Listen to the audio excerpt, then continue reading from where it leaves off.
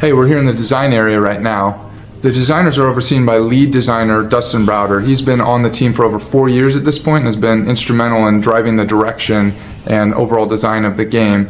He's actually going to give you an in-depth overview of the design area and talk a little bit more about what they do specifically. My name is Dustin Browder. I'm the lead designer on StarCraft 2, and I'm going to take you for a short tour today of the StarCraft 2 design area. Now, the StarCraft 2 team is all gathered around this one office. This is Bunker 55, and this is the heart and soul of the design team. This is where a lot of the levels get made, and this is where a lot of the great ideas that go into the multiplayer experience are crafted. Bunker 55 is also well prepared in case of the inevitable zombie apocalypse.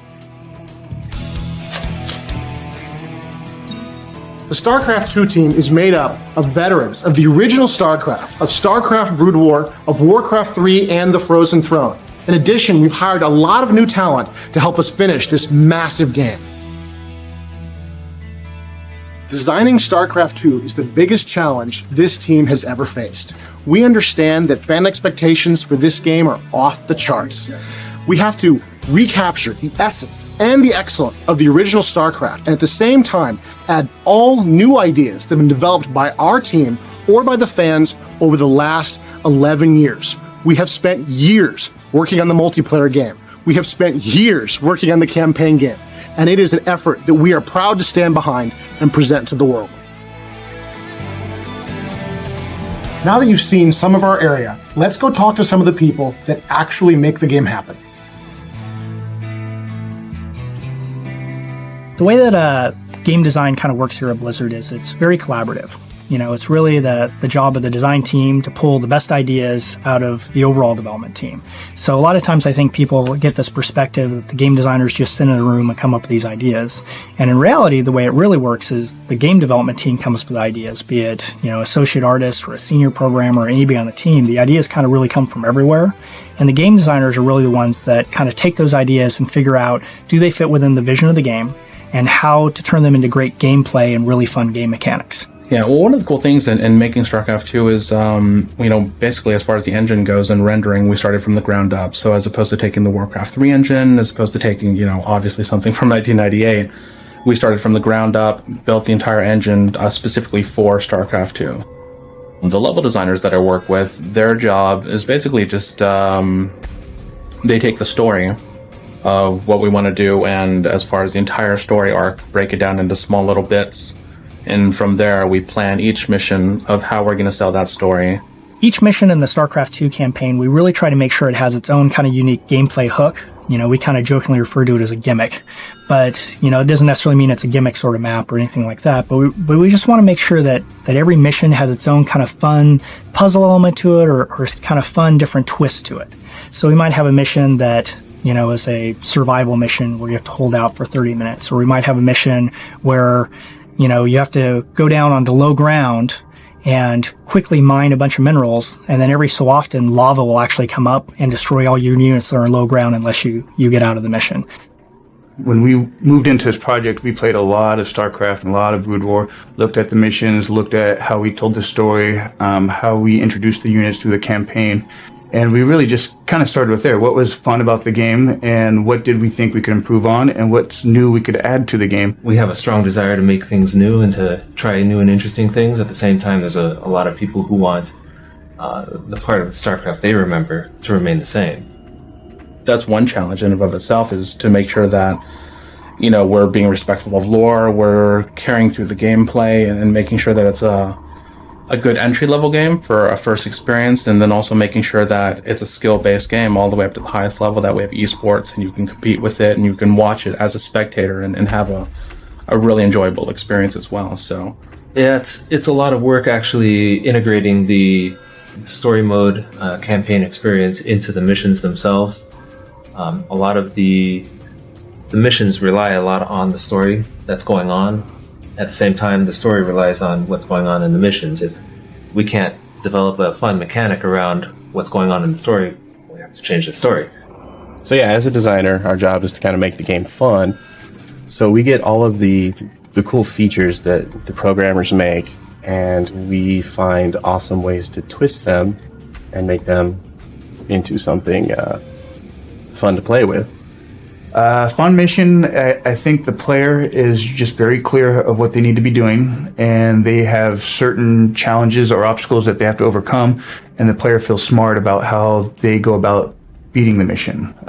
If we make it too narrow or too defined for the player that this is how you do it, that's not as fun, because then it feels like the player hasn't done anything. So, I'll get it to a point where I think it's fun and it works for my play style, and then someone else will sit down at the map and they have a completely different play style. So we have to get that person's opinion too, and, is it fun for the turtle guy? Is it fun for the rush guy?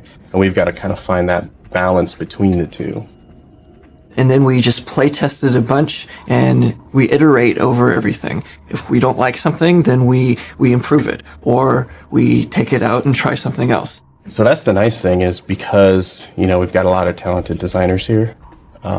We all get together and kind of riff on a map instead of one person just going through making the map and then, beating it to heck in the end. We're all kind of collaborative throughout the process. So, I'll think of an idea and I'll be like, hey, Huck, what do you think of this idea? And he'll say, dude, that sucks, but it would be cool if you did this. And so we'll, kind of riff on those ideas and get them in the game, polish them up. StarCraft was one of the first games, I think, that was very successful in esports. It's kind of surprising, I think, when you go back, I don't know, let's say 15 years even before StarCraft, and starting to see, professional gamers that would play games like Quake and would earn money actually playing that game. And when StarCraft rolled around, I think it took it really to the next level, especially overseas in Korea. So with StarCraft 2, we knew we really had to make sure that we supported that community. And we really have taken our time with the multiplayer and with the game balance to make sure that when you make a game that's really going to be considered almost baseball 2.0, we really want to make sure that it lives up to that legacy. Multiplayer was a really, really huge aspect of StarCraft 1. If anything, I would actually probably say that is the biggest aspect of StarCraft 1. And trying to take that success and transfer into StarCraft 2, obviously, first and foremost, we need to make sure that gameplay is there, that we have the core mechanics of StarCraft 1 of, resourcing, of making units, of queuing and having a food cap, and all those small intricacies of having micromanagement and also having, macro management. And the fact that those two kind of conflict and you need to choose, you have, to explain that a little bit, you have, 1,000 different things you could be doing in any given second, and you only have the mental capacity to do about 500 of them. And, to always have the ability to choose of what you want to do. So we're having a bit of a Hydralisk balance problem today. We don't see them being made too often in our matches, and they're not very good when you use them. Yeah, so we first identify the problems, and we try to find the best possible solutions to them. And once we have, then we would play some games, make sure they're the best solutions, and if they're not, then we would restart that process all over again. We try to make as realistic a situation as possible every time we try to balance test any new units or changes. So I'm just doing the basic build order that a Protoss player will be doing. Basically, the problem with the Hydralisk was mainly against the Protoss race, so we're going to see if we've alleviated some of the, problem with the Hydralisk being not so useful in an actual game situation. For the first test, it seems pretty good, but we'll probably tweak some more things, play some more times, and then decide what we're going to do. We also usually involve some of the other designers, get their opinions on things, but yeah, it's pretty much if we find a problem, we'll try to identify it and then figure out some fixes and play with it and see if it feels any better. Yeah, so the team that I work with is the team of designers. Like I mentioned, we have the balance designers, and their job is predominantly just making sure that we have a balanced game. Well, I guess that's pretty obvious, balance designers balance. But their job is just to make sure that, to crunch the numbers, to make sure that we have 3 separate factions that are very distinctive, but also balanced as well. Keeping units interesting and unique is tricky, especially with 3 races that are completely different. There are certain mechanics that we actually try not to bleed over into different races. We try and focus on one race to help give that race a certain identity. So in StarCraft 2, we definitely make sure that we have those dynamics.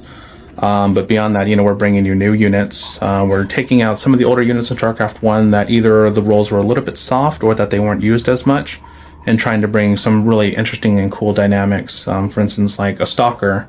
It's a basic mechanical unit that can shoot ground, it can shoot air. However, it now has the versatility of a blink ability that gives it a short-range teleport. So you can use it kind of offensively and chasing units. You can use it defensively and jumping across chasms, or even if you have vision up a cliff, you can use your guys to bypass someone's entire choke and just move up a cliff, and then you can move around the backside and then surprise them. So there's some really, really cool dynamics.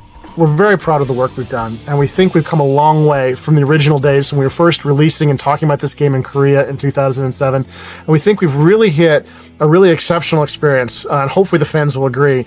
When it comes to story mode, when it comes to the campaign, we've got some very unique missions, some very intense storylines, a lot of very exciting moments for these characters, and some really epic battles all over, Dominion space, all over the Korpulu sector, which will hopefully sort of show StarCraft players a vision of the StarCraft universe they've never really seen before. On the multiplayer side, we think we've made a lot of great steps to create an experience that not only harkens to the legacy of the original StarCraft, but also creates a lot of new tactics and a lot of new strategies that will hopefully challenge players, just for years and years to come.